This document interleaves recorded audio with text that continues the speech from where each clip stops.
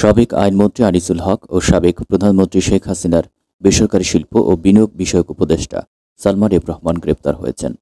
ঢাকা মহানগর পুলিশের কমিশনার মোহাম্মদ মঈনুল হাসান আজ মঙ্গলবার সন্ধ্যার পর কথা জানান।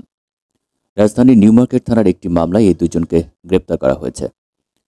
পুলিশ সূত্রে জানা যায়, কোটা সংস্কারের দাবিতে বৈষম্য বিরোধী ছাত্র আন্দোলনের কর্মসূচি চলাকালে 16 জুলাই ঢাকা কলেজের সামনে সংঘর্ষে দুজন নিহত হন, একজন ছাত্র ও একজন হকার।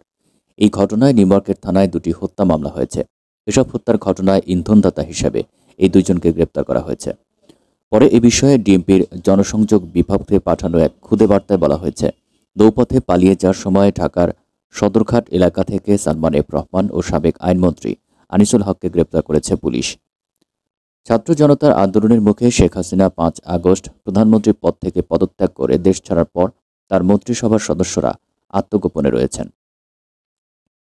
আওয়ামী লীগের নেতারাও আছেন আত্মগোপনে, কেউ কেউ দেশ ছেড়েছেন বলে খবর এসেছে।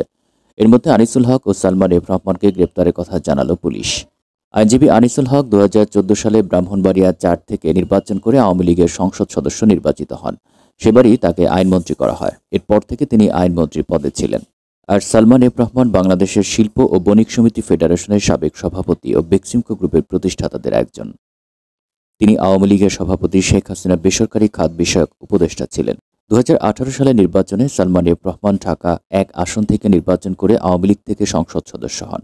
পরে তাকে নিজের বেসরকারি শিল্প ও বিনিয়োগ উপদেষ্টা পদে নিয়োগ দেন সাবেক প্রধানমন্ত্রী শেখ হাসিনা। আজ এ পর্যন্তই। বিভিন্ন রকমের সংবাদ জানতে চ্যানেলটি সাবস্ক্রাইব করে রাখুন, সেই সঙ্গে বেল আইকনটি বাজিয়ে রাখুন, যাতে করে আমরা নতুন কোনো ভিডিও আপলোড দিলে আপনি তার নোটিফিকেশন পান। ধন্যবাদ।